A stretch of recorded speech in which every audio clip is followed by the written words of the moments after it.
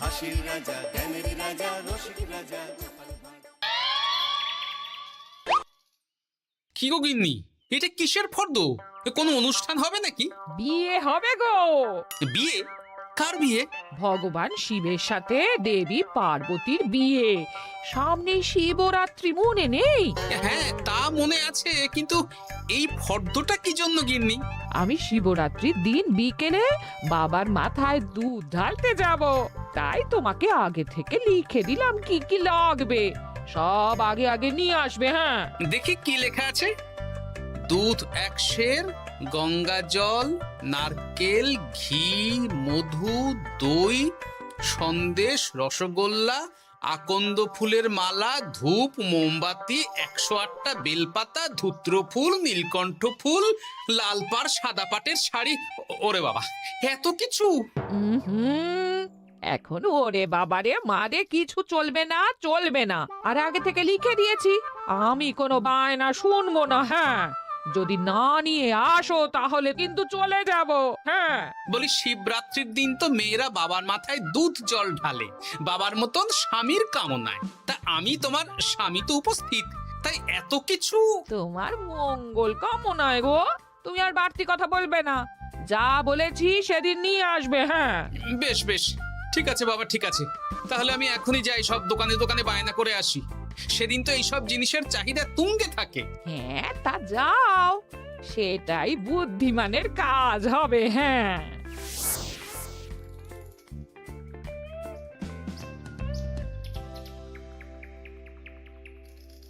আরে এই তো পুটির বাবা, সকালে রাজসভায় গিয়েছিলে কিন্তু তেমন কোনো কথা হলো না। হ্যাঁ গোপাল দাদা, এখন কি যে করি। ঠিক আছে ঠিক আছে, আমি দেখছি কি ব্যবস্থা করা যায়, বুঝলে। ঠিক আছে গোপাল দাদা, একটু দেখো, বুঝতেই তো পারছো অভাবের সংসার। হ্যাঁ হ্যাঁ, কোনো চিন্তা করো না।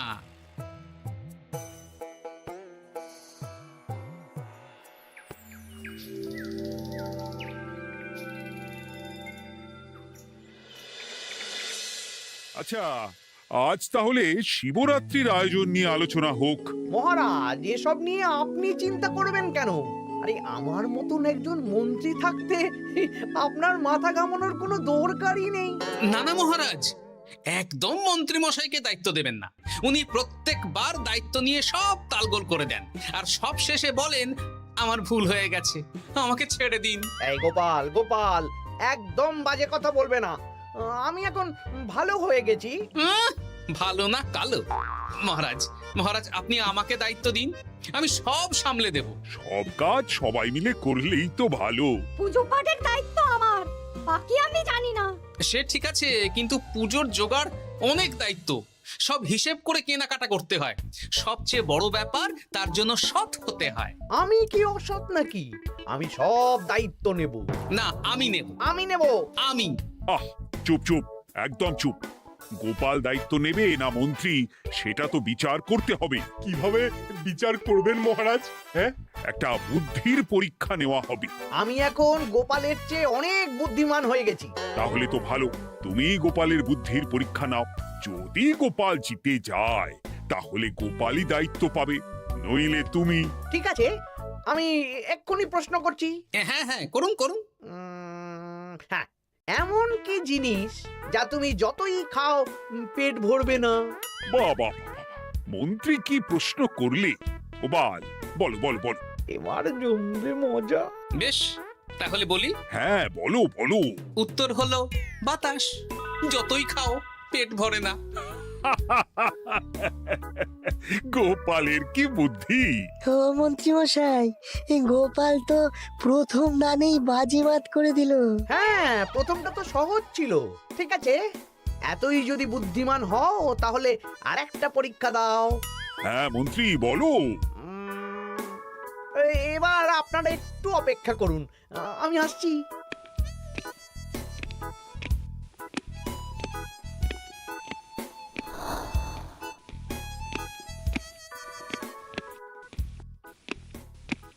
এই তো মন্ত্রী এসে গেছে, আবার হাতে একটা খাঁচা। এই নাও গোপাল, এই খাঁচায় একটি অদৃশ্য মুরগি আছে। তুমি যদি বুদ্ধিমান হও তবে এর মাংস রান্না করে আজ নৈশ ভোজে মহারাজকে খাওয়াতে হবে। যদি না পারো দায়িত্বের দও পাবে না। বেশ, তাহলে দিন, আমি রাতেই আসছি, রান্না করে নিয়ে আসছি। আপনারাও সবাই হাজির থাকবেন কিন্তু।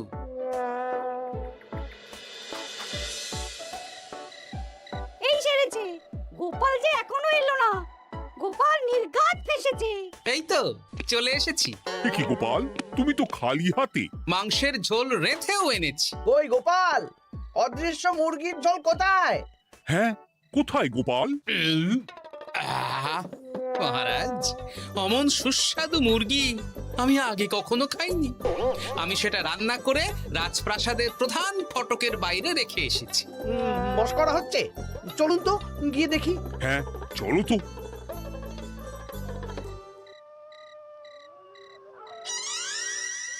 এ কি, এখানে তো কিছুই নেই, আমি তো দেখতে পাচ্ছি না। আমরা তো কেউ কিছু দেখতেই পাচ্ছি না।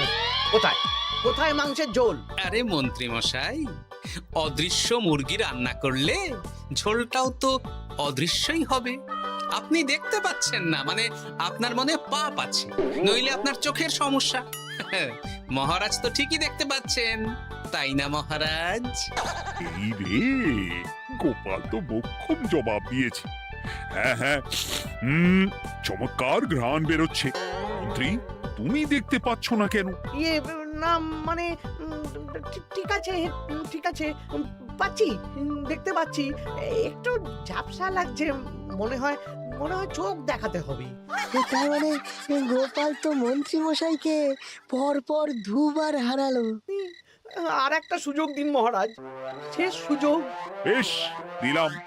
গোপালের কিন্তু বিশাল বুদ্ধি। মন্ত্রী, দেখো তো তুমি পারো কিনা, আর এটাই শেষ সুযোগ।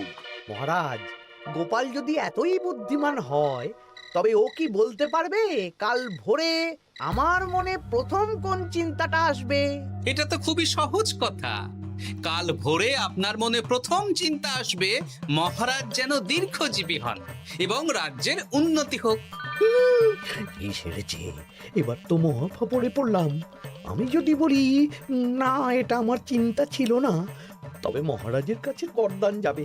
আর যদি বলি হ্যাঁ, তবে গোপালের বুদ্ধির কাছে আমাকে হার মানতে হবে। কি মন্ত্রী, বলো। হ্যাঁ, ঠিক বলেছ গোপাল, এটাই আমার চিন্তা ছিল। সাবাস গোপাল, সাবাস, কি তীক্ষ্ণ বুদ্ধি। তাহলে এই বুদ্ধির পরীক্ষায় বিজয়ী হলো গোপাল। জয় গোপালের জয়। তাহলে শিবরাত্রির পুজোর আয়োজনের দায়িত্ব এবার গোপালের। আমার আর কোনো চিন্তা রইল না। মহারাজ, গোপাল তো সব দায়িত্বই পেল, আমাকেও কিছু একটা দায়িত্ব দিন। আমিও একটা ঈশ্বরের সেবা করার সুযোগ চাই। আহ, তুমি তো হেরে গেলে। তাতে কি, ভালো কাজ করতে চাইছি, একটু সুযোগ দিন মহারাজ। বেশ, তাহলে তুমি গ্রামবাসীদের ভোগ প্রসাদ খাওয়ানোর দায়িত্বটা নাও। ধন্যবাদ মহারাজ। হ্যাঁ মন্ত্রী, মিলেমিশে কাজ করো, কিন্তু ঝামেলা করো না। না না, আমি সুষ্ঠুভাবে পালন করব। ঠিক আছে মন্ত্রী মশাই, তাহলে ওইটুকুই করুক, কিন্তু আমার কাজে কোনো বাধা দিতে আসবেন না। না না না, তোমার কাজে কোনো বাধা আসবে না। আমি ভোগ প্রসাদ বিতরণ, খাওয়া দাওয়া, এই সব ব্যাপারটা দেখব।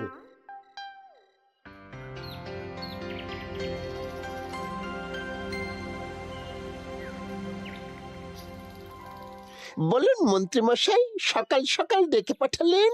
শোন বটাঘটা, এবারে শিবরাত্রি উপলক্ষে যে ভোগ প্রসাদ জনগণের উদ্দেশ্যে বিতরণ হবে, তার পুরো দায়িত্বই আমার। তাতে কি, মহারাজ আয়োজন করেন আর সব রাজ্যবাসী বিনামূল্যে খেয়ে যান।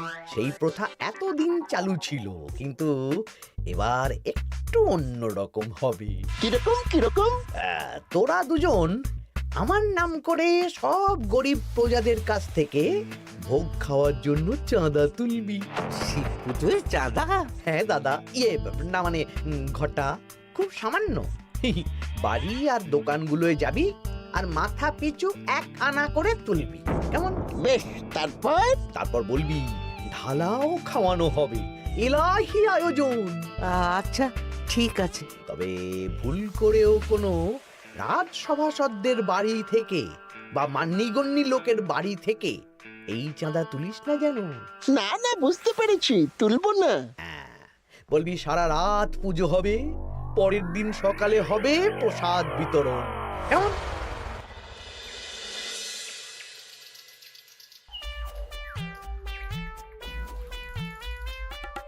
বলা, এবারে শিবরাত্রি উপলক্ষে যে পূজা হবে তার ভোগ প্রসাদ খাবে তো?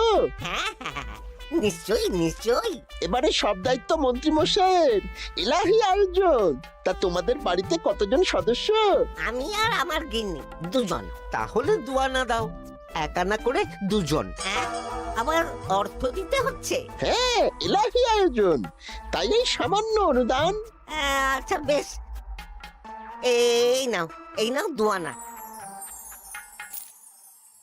চিন্তা করো না ভোলা, এমন খাওয়ানো হবে না। রাতের বেলা শিব পুজো আর পরের দিন সকালে জীব পুজো। বাবা বাবা বাবা, সব দোকানে দোকানে আমি যাচ্ছি, আর তুই লোকজনের বাড়ি বাড়ি যা। বেশ। রে, কত হলো? অনেক হয়েছে মন্ত্রী মশাই, এই দেখুন। বাবা বাবা বাবা, এক আনা করে নিয়েই তো থলে ভরে গেছে।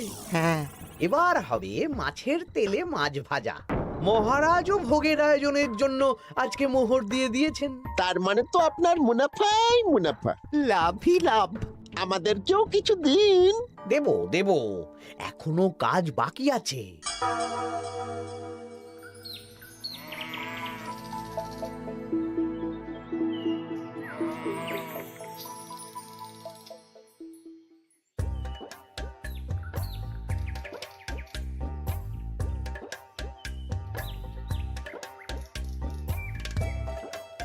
আরে আরে গোপাল দাদা যে, এত কিছু কি নিয়ে যাচ্ছ? এই তো শিবরাত্রির পুজো উপলক্ষে দশকর্মার বাজার রাজবাড়ি নিয়ে যাচ্ছি। এবারে তো এলাহি ভোগের আয়োজন। রাতের বেলা শিব পুজো আর পরের দিন সকালে নাকি জীব পুজো। মন্ত্রী মশাই দায়িত্ব নিয়ে খাওয়াচ্ছেন। না না, খাওয়ার আয়োজন তো এমন কিছু নয়। আমি যতদূর জানি ওই খিচুড়ি, আলুর দম, ছেঁচড়া, পায়েস, চাটনি আর একটা করে মিষ্টি। আর যতদূর জানি এই ভোগ খাবার জন্য সব গ্রামবাসী থেকে মাথা পিছু এক আনা করে নিয়েছেন। হ্যাঁ, ভোগের প্রসাদ তো বিনামূল্যে। মন্ত্রীমশাই এক আনা করে মাথা পিছু নিয়েছেন? হ্যাঁ গো, এরকম তো কথা ছিল না। আচ্ছা আচ্ছা, আমি দেখছি কি করা যায়। দেখছি আমি দেখছি।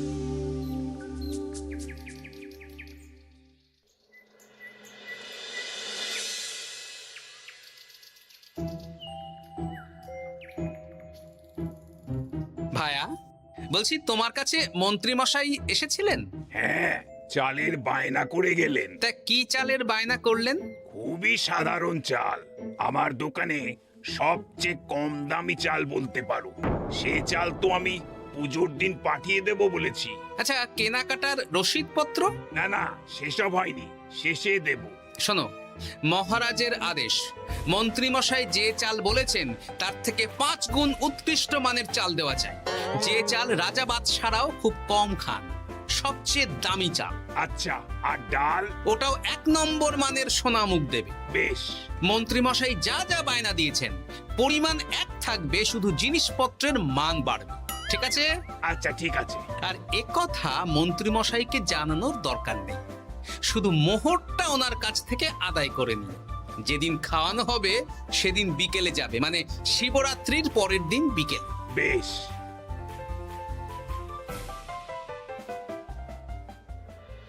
নাও ধরো গিন্নি, যা যা বলেছিলে সব কিনে এনেছি। এবার আমি মন্দিরে গেলাম, কেমন? ঠিক আছে গো, তুমি কি ভালো। দীক্ষেতা, চললাম এখন ভিড় সামলাতে।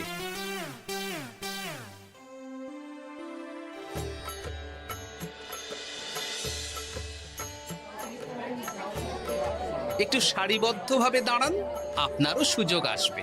বাবা কাউকে ফিরিয়ে দেবে না। দেখো মন্ত্রী, দেখো গোপাল কি সুন্দর ভিড় সামলাচ্ছে। ওকে তো এই জন্যই দায়িত্ব দেওয়া। হ্যাঁ তাই তো দেখছি। ওম নমঃ শিবায়। হে ভোলানাথ, দেবাদিদেব মহাদেব সকলের কল্যাণ করুন। জয় দেবাদিদেব মহাদেবের জয়। হে ভোলেনাথ মহেশ্বর, মঙ্গল করো বাবা। জয় বাবা ভোলাদেব মহেশ্বরের জয়। তা তোমার শরীর এখন কেমন? এই তো বেশ ভালো আছি। সবই তোমার জন্য। তুমি না সাহায্য করলে ওই ওষুধ আমার পেটেই পড়তো না। না না, আমি তো নিমিত্ত মাত্র, সবই মহাদেবের ইচ্ছে। জয় বাবা মহাদেবের জয়। চলি গো। কাল ভোগ খেতে তাড়াতাড়ি চলে এসো।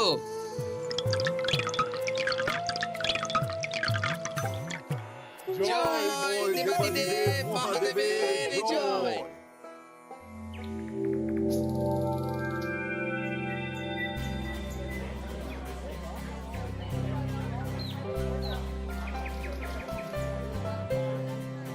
সত্যি মন্ত্রী মশাইয়ের ভোগের প্রসাদ পেয়ে মনটা ভরে গেল। কি সুন্দর রান্না, আর খাবারের গুণমান কি ভালো। তার ওপর রসগোল্লা কত বড় বড়। এত বড় রসগোল্লা খাওয়া তো দূর, বাবার জন্মে চোখেও দেখিনি।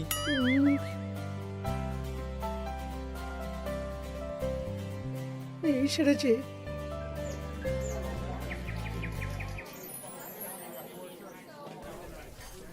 এই যে পাচক ঠাকুর, শোনো। বলুন মন্ত্রী মশাই, আজ আমি খুব খুশি। কেন? আপনি মহান। কেন? মানে আপনি যে চাল পাঠিয়েছেন সে চালে রান্না করা আমার স্বপ্ন ছিল। কি গন্ধ, কি গুণমান, রাজা বাদশাদের চাল বলে কথা। আমি তো খুব সাধারণ মানের চাল দিতে বলেছিলাম, 30 আনা সের মূল্যের চাল। কেন, নবাব বাদশাদের ঘরে এই চালটা থাকে। তাই? কোথা থেকে এলো? কেন, চালের দোকান থেকে এসেছে।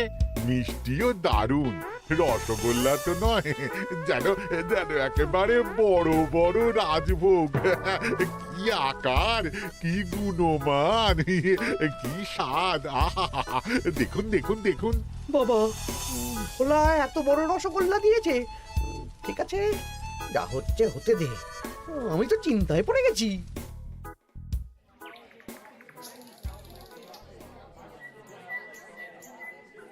মন্ত্রী, তুমি কি করেছো?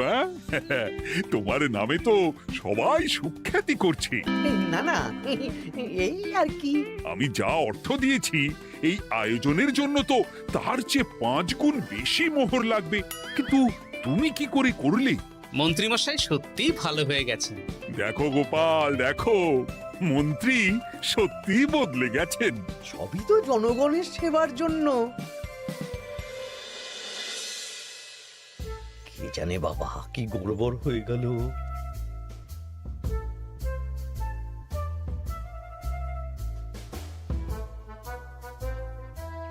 মন্ত্রী মশাই, বকেয়া পাওনা নিতে এলাম। আপনার মোট হয়েছে চালের 350 মোহর, মুগ ডালের 250 মোহর, আর মশলাপাতি 100 মোহর। হ্যাঁ, বলো কি? মন্ত্রী মশাই, ওই আপনার মোট বকেয়া 300 মোহর। আর আমার এই 150 মোহর। হ্যাঁ, চলুন মহারাজ, একটু মন্ত্রীমশাইয়ের বাড়ির দিকে ঢু মেরে আসি। চল। চলুন, ওনাকে গিয়ে ধন্যবাদ জানিয়ে আসি। এই না না না, আরে আরে আমি কি করে দেব? আমি কি চন্দ্রমুখী আলু দিতে বলেছিলাম? আমি কি করে দেব? না না, ও আপনাকে দিতেই হবে। হ্যাঁ, কি বলছো মন্ত্রী? তুমি এত ভালো কাজ করেছো, এত বড় মুখ করে সকালে বললে যে সবই জনগণের সেবার জন্য। আরে আমি কিভাবে জানবো যে এত খরচ হয়ে যাবে? কেন মন্ত্রীমশাই, আপনি তো গ্রামবাসীদের থেকে অর্থ নিয়েছেন, মাথা পিছু 1 আনা করে। হ্যাঁ, মানে এই সব তো কথা ছিল না। এই সেরেছে, গোপাল কি করে জেনে গেল? এসব কথা কি আর চাপা থাকে? আর সেই জন্যই তো আপনি ভালো মানের খাবার খাইয়েছেন। সত্যি তো, যে মানের খাবার খাওয়ানো হয়েছে তা কৃষ্ণনগর কেন, আশেপাশের কয়েকটা নগরের লোকও এই জিনিস চোখে দেখেনি। আর তাই তুমি অর্থ আদায় করেছো? ইয়ে না মানে আমি বুঝতে পারছি না আমার অনুমতি ছাড়া এগুলো হলো কি করে? মন্ত্রী মশাই বকেয়া পাওনা দিন, নইলে খারাপ হয়ে যাবে বলে দিচ্ছি। হয়ে গেল, আমি ভিখারি হয়ে গেলাম। অগিন্নি, মোহরের থলেগুলো নিয়ে এসো, গয়নাগাটি নিয়ে এসো। আমাকে পথে বসিয়ে দিল। কে কে আমার এত বড় সর্বনাশ করলো? আমি মন্ত্রী মশাই, আমি। আপনি যখন চাঁদা তুলে ভালো খাওয়াতে চাইছেন, তাই সবচেয়ে ভালো খাওয়ানোর ব্যবস্থা করে দিলাম, তাও আবার আপনার ঘাড় ভেঙে। আমার সর্বনাশ হয়ে গেল।